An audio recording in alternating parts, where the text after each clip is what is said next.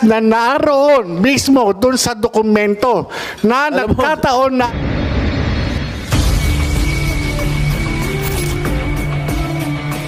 ako ay nag-imbestiga Mr. noong Chair. 2012. Mr. Chair, Yes, go ahead, sir. ang sinasabi nitong resource person natin na dinidiscredit ko yung kanyang kredibilidad. I am just reading all his cases filed against him. Okay? Inuulit ko lang. Okay? Eh, pinapangunahan mo kaagad ako. Sinasabi mo, didiscredit ko agad yung kredibilidad mo. All right now, yung sinasabi mong nawawalan dokumento, wala ka, tinanong kita last hearing, where are these documents? Sinasabi mo wala. Tinanong pa kita kung sino yung confidential informant mo. Sinasabi mong hindi mo kilala. Anong klase kang resource person? Wala kang mga ebidensya. Oh. Your Honor. Ikaw ba paniniwalaan ka namin dito? Your Honor, Mr. Ganyan Chairman. ang mga sinasagot mo. Your Honor, Mr. Chairman. The classified documents na piniresenta po nung vlogger na si Maharlika na napasa kamay nitong committee na ito po yung personal ko na under oath po in-identify ko. Itong mga dokumento na ipinakita noon ni Senator Bato de la Rosa, ito po yung nagtataglay ng aking pangalan at pirma. At doon din po sa dokumento na yon ay in-identify ng PIDEA na sasakyan ng PIDEA, ng mga kawani ng PIDEA yung mga nandun at opisyal na sasakyan ng PIDEA yung naandun. Your Honor, yung mismong dokumento nagpapatunay.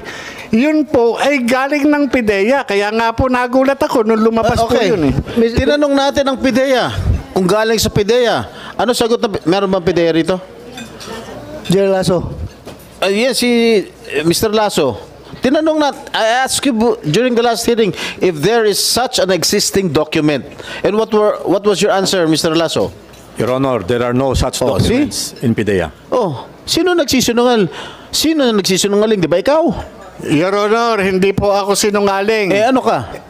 Nagsasabi Liar. lang po ako ng totoo. You are a congenital liar. Base po doon sa aking personal na kaalaman noong 2012 bilang isang investigador. Senator Jingo, if I may. Your Honor. I have already made my peace about that particular document. Sabi ko, naniniwala ako sa PIDEA na wala yan sa kanilang files dahil wala talaga yan doon. Niwala ako. Pero ako ay naniniwala na yung papel na yan ay totoo. Based on my previous explanation. Andyan ng papel na yan. Ang tanong lang kung sino may hawak. Ako naniniwala ako. Based on everything that I have examined, nandyan yung papel na yan. Hindi lang alam kung sino may hawak ng papel na yan ngayon. Where is that alleged document? Where is Kasi ang nandito ngayon is photocopy? Soft copy lang. Soft copy na. So that is not pinapakalat. authentic, Mr. Chair. Ha? That is not authentic. Well, if we define authenticity as to the material, yung hard copy, then maybe masabi natin hindi authentic. Pero ano bang ibang word for that authentic na makapagsabi na yung isang soft copy ay totoo, which ako mismo rule na talagang totoo yan as far as I'm concerned. Andyan yan, pero soft copy nga lang andyan. Existing document yan na hindi makita ngayon. Hindi yan gawa-gawa lang. Mr. Chair, can we administer the oath on retired General Santiago, please? Will the CONSEC administer the oath? Comsec.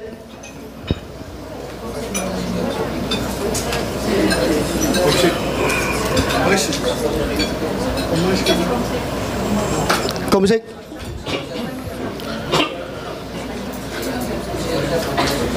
Sige lang, babago, habang hindi pa na-administer si General Santiago, ito Morales, makinig ka. Yes, Mr. Chairman. Ulitin ko for the last time. Yes, Your Honor. Hindi mo talaga maalala yung confidential informant mo? Your Honor, pareho po tayong pulis. At napaka-importante po sa atin yung mga information galing po sa mga informer. Itong mga informer po, kapag lumalapit sa atin, ito yung karamihan po ng mga pinagmumulan natin ng trabaho. At kapag ito... Ulitin ko yung question, dagdagan ko yung question. Hindi kaya ayaw mo lang sabihin yung identity dahil nga meron tayong code of conduct between handlers and the confidential informants na kahit ano mangyari, walang laglagan dahil buhay ko ang nakataya. Hindi mo ba yan, hindi ba yan ang nasa isip mo? Gano'n na nga po, Your I'm Honor. not feeding, I'm not feeding, pero ako bilang operative, hindi ko talaga ilalaglag, pero ikaw, ewan ko, bakit? So, confirm mo na ayaw mong sabihin, alam mo. Gano'n na nga po, Your Oh, Honor. so, Mr. Chair, Kasi pala. makanganib, hindi po kakayanin ng konsensya ko, Your Honor. Kapag kami nangyaring masama doon sa confidential informant. So ganito ngayon, at stake yung credibility mo, kredibilidad mo. Dahil you are testifying before this committee. Bakit hindi mo pa sabihin yung pangalan ng informant na yan? Otherwise, dudurugin at dudurugin ka talaga sa tao na masisira yung kredibilidad mo dahil nga hindi mo masabi ang Your Honor. informant mo. Parang out of thin air, lumabas yan dahil wala kang informant na matuturo. Your Honor. Mr. Chair, if I may first. Yes, Mr. Chair. go ahead, Senator Jinggoy. Maliwanag na maliwanag po, Mr. Chair, na itong ating resource person ay nagsisinungaling. Bakit? Unang tinanong ko sa kanya nung nakarang hearing kung sino yung confidential informant niya, ang sagot po niya sa akin o sa atin, hindi niya kilala. Ngayon po, nung tinanong nyo siya, meron daw, pero baka masabit. Tama po ba ako? So, ibig sabihin, meron siyang confidential informant na ayaw niyang pangalanan. Ngunit nung nakarang hearing, sinabi niya sa atin lahat na hindi niya kilala. Eh di talaga napakasinungaling nitong taong ito. Your Honor, Mr. Chairman, pwede sa Yeah. po. Wala po akong sinabing hindi kilala. Hindi po matandaan. O hindi mo Hindi po iba po yung hindi kilala kaysa doon sa hindi matandaan. Your Honor, ito po, mahigit isang dekada na po itong kaso na to, itong pagkakaimbestiga ko. At itong confidential informant na nagtiwala ng information na nagdala ng mga litrato na nagtataglay ng mga personalidad na gumagamit ng ipinagbabawal na gamot. Base sa kanyang revelation, ito po lahat ay na-reduce doon sa kanyang deposition. Kaya nga, okay na yan. Pabalik-balik na natin narinig yan. Pabalik-balik na. Ang atin lang is, sino yung informant? Ako, kung ako nasa shoes mo, if I were in your shoes, na ganito na ako ngayon, na naiipit ako, well, talagang sasabihin ko kung sino yung informant ko. Kung alam ko kung sino yung informant. Your Honor, kung natatandaan ko man yung pangalan niya, hindi ko pa rin po talaga ipagkakaloob dahil po hindi kakayanin ng aking konsensya kapag may mangyari sa kanya.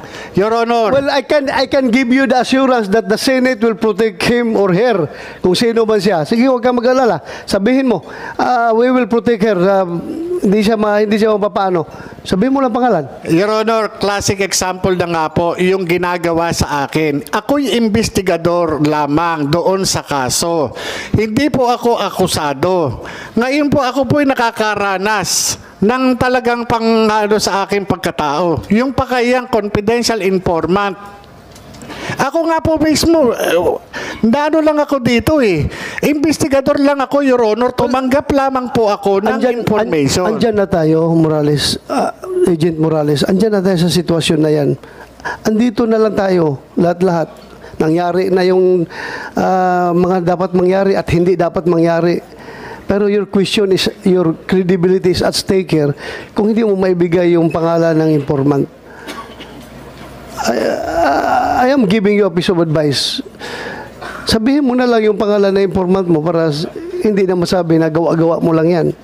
Your Honor, Hindi ko po hawak ang inyong pag-iisip. Ako po'y nandito dahil doon po doon sa paglabas ng dokumento na inilabas ng vlogger.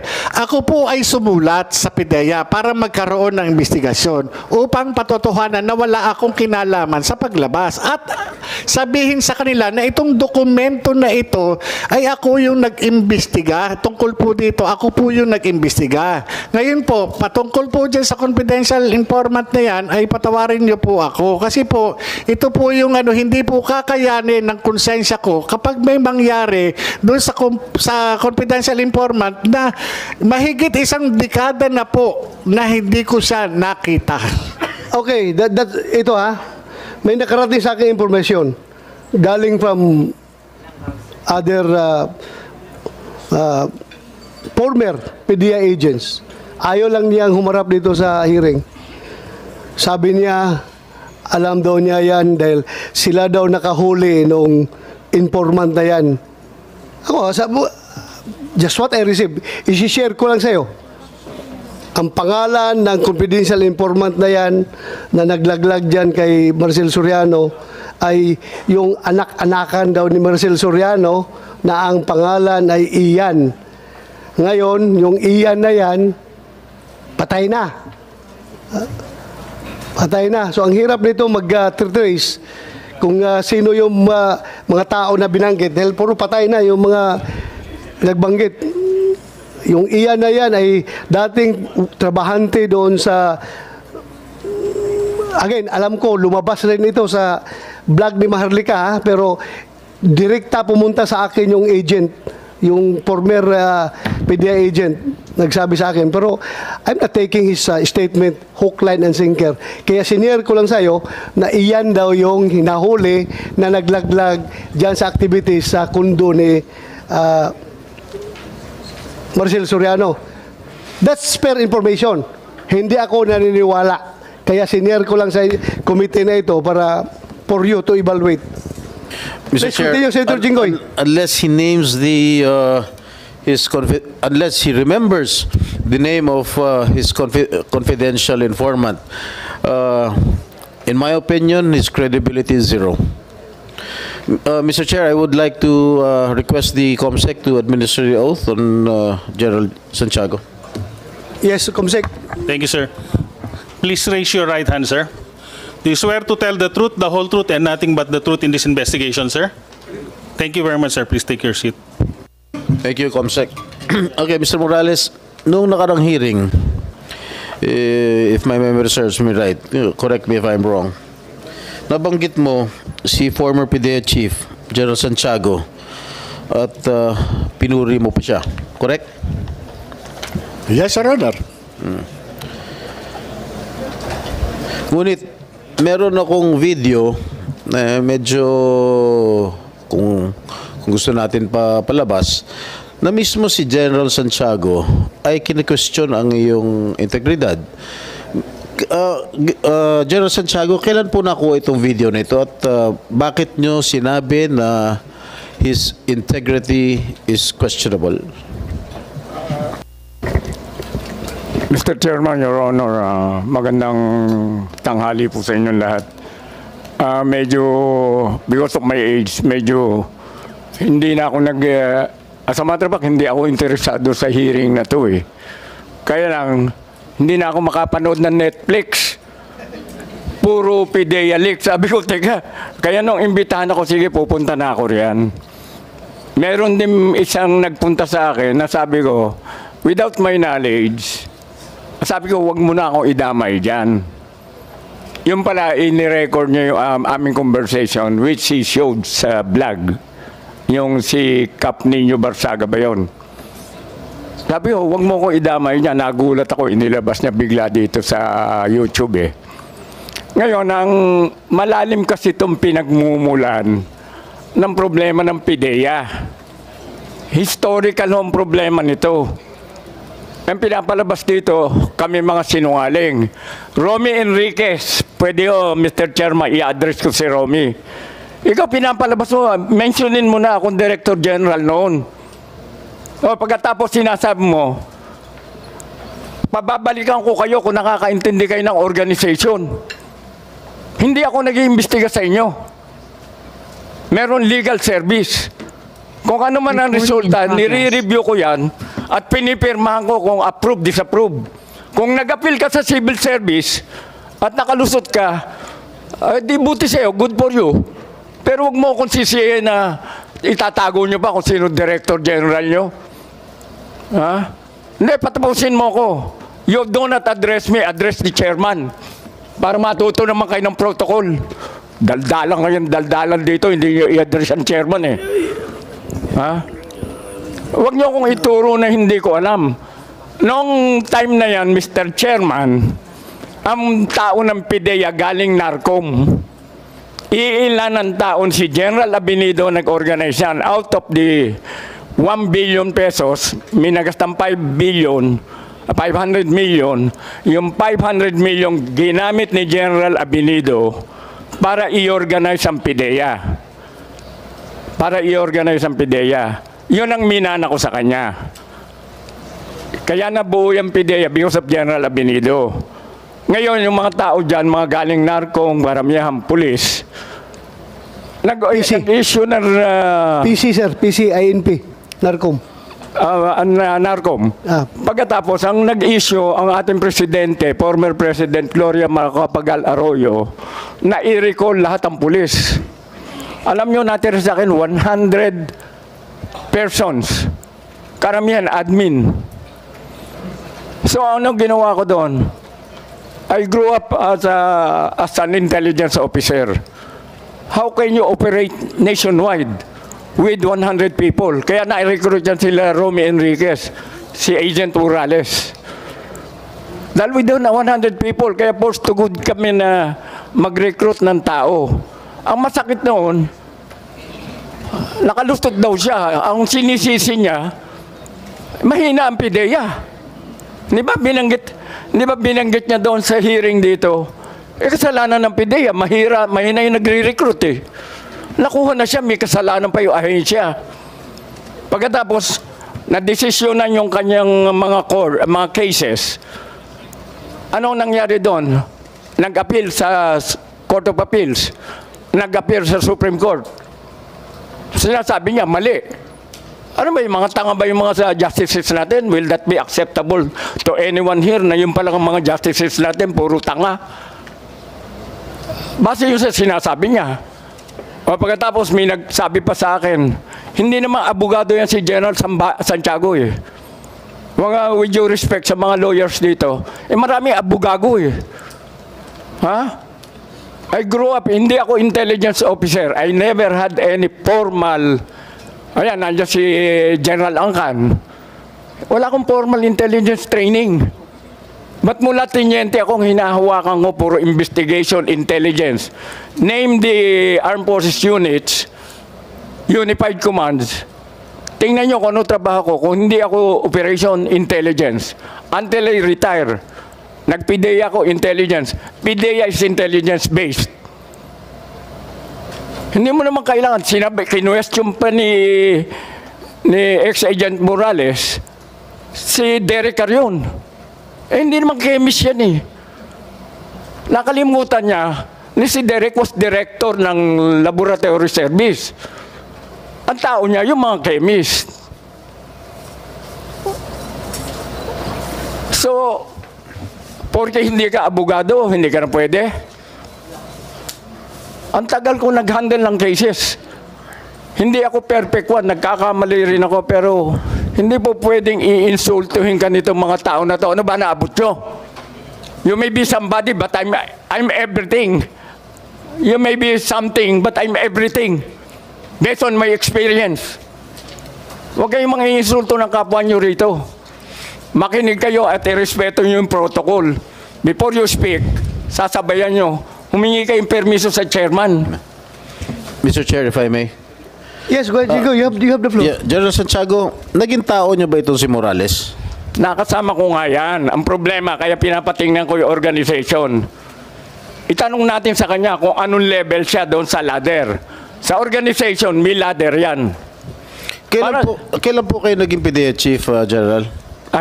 I was PIDEA Chief from 2006 to 2010. During the time of President Jimmy. Gloria Macapagal-Arroyo. All right. You resigned in 2010. No, 2003, from the military service. No, from PIDEA, General. Kasi iba na yung 2010, dahil administrasyon. nanalo na si, napalitan na si President so you resigned na. Gloria. Nag-resign na po kayo. Kaya As PIDEA. hindi, automatic naman yun. Courtesy Because I was a political appointee. Courtesy I had to resignation. go. All right. Mr. Morales, kailan pumasok sa PIDEA? 2009, Your Honor. So nag-abot po kayo? Yes, General. under my watch. All right. During the time na nagsama po kayo, na nakatrabaho niyo po si Morales, ano po ang pwede niyo sabihin sa integridad, sa trabaho ni Ginoong Morales? Alam nyo, Mr. Chairman,